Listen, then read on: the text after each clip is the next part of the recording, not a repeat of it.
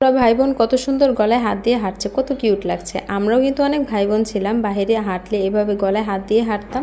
বাচ্চাদের অনেক সিনারি দেখে এখন নিজেদের স্মৃতি মনে পড়ে যায়। যাই হোক, আমরা গিয়েছিলাম ফুল ফ্যামিলি বললে ভুল হবে, যেহেতু আমার বড় বোন আর ছোট ভাইটা বাহিরে থাকে। আর বড় বোনের উসিলাতেই কিন্তু আজকে আমাদের এই বের হওয়া। জীবনে বড় বোন থাকা আসলে একটা ব্লেসিংস, যার নেই সে কিন্তু পোড়া কপাল।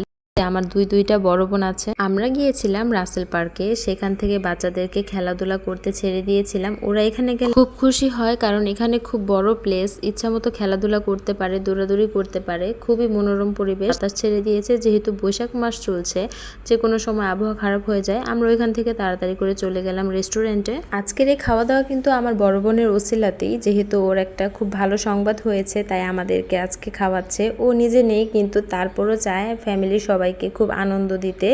আমরা খাওয়া দাওয়া করলে, আনন্দ থাকলে, এটা দেখে কিন্তু ও খুব খুশি হয়। ঝড়ের বেগে আমরা 2 রিক্সা নিয়ে 2 দিকে চলে গিয়েছিলাম। আমরা চলে এসেছি ডাইনিং লঞ্চে, আর ওরা গিয়েছে সুগন্ধাতে। যাই হোক, আমরা শেষমেশে সুগন্ধাতেই গিয়েছিলাম। তবে ডাইনিং লঞ্চে গিয়ে আমার ছেলে কয়েকটা ছবি তুলে এসে পড়েছি। সুগন্ধায় এসে বড় একটা টেবিলে সবাই মিলে বসে পড়লাম, আর যার যেটা পছন্দ সেটা অর্ডার করে দিলাম দ্রুত, কারণ সবারই খুব ক্ষুধা পেয়েছিল। লাঞ্চ করতে এসে সবাই কিন্তু ডিনারই করে ফেলছি, কারণ ঘোরাঘুরিতেই অনেকটা সময় পার হয়ে গিয়েছে। এখানে যার যেটা পছন্দ সেটা অর্ডার করে নিলাম। আমি নিয়েছিলাম কাচ্চি বিরিয়ানি। এখানে চিনি গুঁড়া চালের কাচ্চি বিরিয়ানিটা অর্ডার করেছি। এখানে রাইসটা ওভার কুক করে ফেলেছে, আর যেই মাটনটা ছিল এটা তো একদম কুক করা হয়নি, টেনেও ছিঁড়তে পারছিলাম না। সব মিলিয়ে এভারেজ ছিল। সবাই সবারটা শেয়ার করে খাচ্ছিলাম, আর একসাথে গিয়ে খাচ্ছি বলেই কিন্তু ভালো লেগেছে, না হলে টেস্টটা একদমই বাজে ছিল।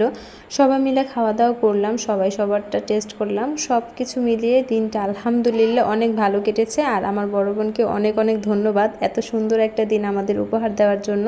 আমার এই ছোট বাচ্চাটিও কিন্তু খাবার থেকে বাদ যায়নি। খাবার শেষে 1 কাপ চা হলে তো আর কোনো কথাই নেই।